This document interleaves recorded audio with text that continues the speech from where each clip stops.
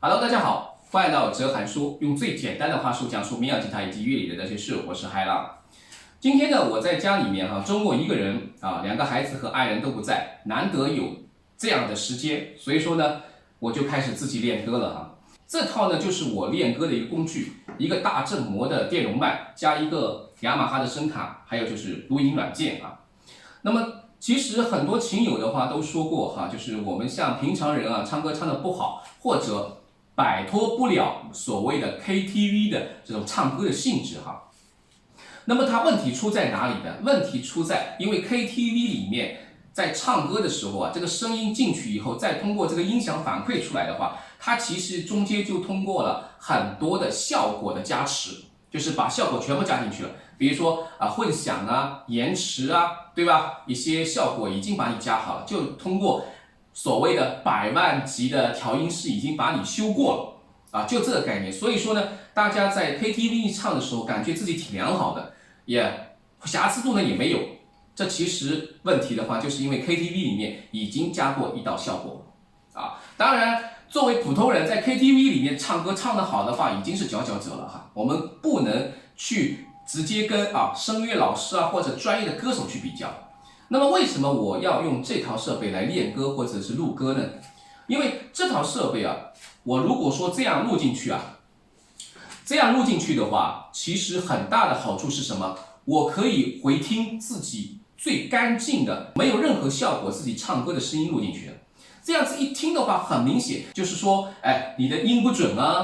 对吧？还有这个气息不稳然后在唱歌的时候唱了破音或者节奏卡不住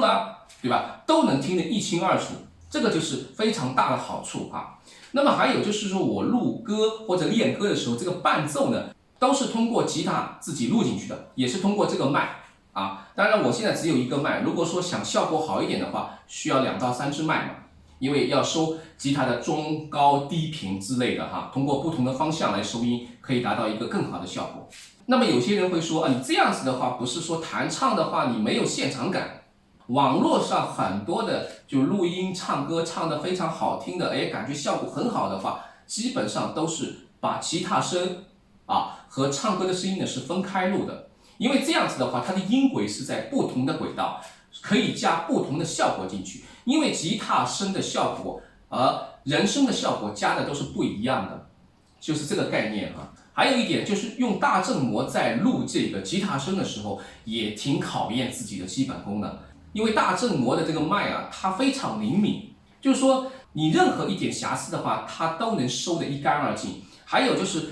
你在弹的时候节奏不稳在录音软件里面，你只要对一下它的节拍器的话，就很明显，就这样子其实我也是这样子，就是说自从买了这套设备以后，我在练自己这个吉他弹的时候，我就会用这个录音软件把它里面的节拍器打开，然后听着，然后就开始录。录好以后再去听我哪一个地方它的拍子还是有点对的不稳。当然，作为一个人的话，这个拍子是不可能像机器一样或机械一样100%卡准就是让别人听起来是准的，这是第一目标。当然，很多人的话在录吉他声的时候它会很好听，对吧？就是因为加了非常多的效果进去，还有就是要把吉他声原有的这个木头共振的声音通过这个麦录进去。那么相对比较来说，就是你直接插着那个音箱去录的话，那么效果呢是完全不一样的。因为音箱录出来的音它已经不能去在录音软件里面去修音了，因为很难修了。因为音箱里面出来的这个声音呢，已经加了很多的效果，而且音箱录出来的音其实所谓的内录它的声音是不干净的、不纯的，就这个概念所以说，大家如果说要练歌的话呢，我觉得像这样子练歌是最好的，因为能把自己在唱的过程中的不足之处通过这个录进去的干声听得一干二净。就这样子，有可能你在 KTV 里面唱歌唱得觉得挺舒服的，如果通过这个软件一录，然后再回听的时候，你会发现自己有很多很多的问题，很多很多的瑕疵就好像有些人第一次进录音棚去录歌的时候，就也会碰到这个问题。起码一点，有可能连这个调都找不到，还有一点就是连这个拍子都踩不准。我觉得这样子能锻炼我们自己的唱歌能力，还有就是对拍子的问题。也就是说，如果说你吉他弹唱时候弹和唱配合不起来的问题，最简单的解决方案就是把节拍卡住。也就是说，你吉他弹的时候，如果说是70的4/4拍的这种去走的，那么你唱歌的时候，在练歌的时候，也是用同样的这个时值去卡拍子。